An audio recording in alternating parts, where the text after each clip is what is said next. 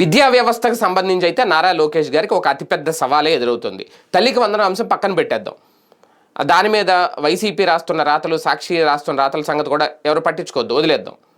కానీ fee reimbursement సంగతి ఏంటి? డిగ్రీ పూర్తయిన వాళ్ళు, అలాగే వివిధ కోర్సులు పూర్తి చేసుకున్న వాళ్ళు పీజీ స్థాయిలో వెళ్ళాలి అంటే వాళ్ళకి ఇప్పటివరకు ఫీజు రియంబర్స్మెంట్ రాలేదు.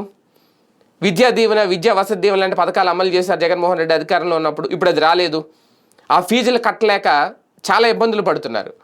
ఆ స్టూడెంట్స్ తల్లిదండ్రులు, పేరెంట్స్ కూడా నరక యాత్ర అనిపిస్తున్నారు. ఒక రకంగా దాదాపుగా ఒక్కొక్క కోర్సుకు సంబంధించి లక్షల్లో ఫీజులు కట్టాలి, 40 నుంచి 50,000 ఇలాగా. అంటే దాదాపుగా మొన్న వీళ్ళు రాసింది, సాక్షి రాసింది ఏంటి, 6 దశలుగా రావాల్సిన డబ్బులు రాలేదు అనేది. అయితే అది వేరే పత్రికలు రావు. ఆంధ్రజ్యోతి వేరే పత్రిక, ఆంధ్రజ్యోతి చాలా విచిత్రంగా రాసింది. కాలేజీలు ఆపేస్తున్నాయి సర్టిఫికెట్లు. కాలేజీలు ఫీజులు చెల్లించకపోవడం వల్ల, అఫిలియేషన్ ఫీజులు చెల్లించకపోవడం వల్ల యూనివర్సిటీలు సర్టిఫికెట్లు ఇవ్వట్లేదు, దాంతో విద్యార్థులు సతమతం అవుతున్నారని రాశారు.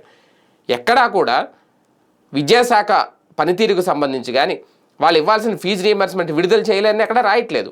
అయితే ఫలితంగా ఇప్పుడు కాలేజీ యాజమాన్యాలు కానీ యూనివర్సిటీలు కానీ ఏం చెప్తున్నాయట, ఆ ఫీజు మీరు చెల్లించేసి సర్టిఫికెట్లు తీసుకెళ్ళండి అని చెప్తున్నారట. వాళ్ళు ఇప్పుడు పీజీ కోర్సుల్లో చేరాలంటే ఖచ్చితంగా ఆ సర్టిఫికెట్లు అవసరం, ఆ మార్క్ లిస్టులు అవసరం, మెమోలు తీసుకోవాలి.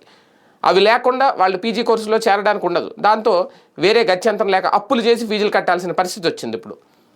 ఇది ఖచ్చితంగా విద్యార్థుల తల్లిదండ్రులు మానసిక వ్యధ అయితే అనుభవిస్తున్నారు. ఏంటి, టీడీపీని, కూటమి ప్రభుత్వాన్ని, చంద్రబాబు నాయుడు గారిని, పవన్ కళ్యాణ్ గారిని నమ్మి ఓట్లేస్తే మా పరిస్థితి ఏంటి అనేది అయితే ప్రశ్నిస్తున్నారు. ఇది ఖచ్చితంగా నారా లోకేష్ గారి దృష్టికి వెళ్ళిందో లేదో తెలియదు, పవన్ కళ్యాణ్ గారి దృష్టిలో ఉందో లేదో తెలియదు. విద్యార్థులు మాత్రం సతమతం అవుతున్నారు. ఆ ఫీజు రియంబర్స్మెంట్ చెల్లించక వాళ్ళ భవిష్యత్తు అగమ్యగోచరంగా మారి, కట్టే స్తోమత ఉన్న వాళ్ళు ఫీజులు చెల్లించి సర్టిఫికెట్లు తీసుకుంటున్నారు, అప్పులు చేసి.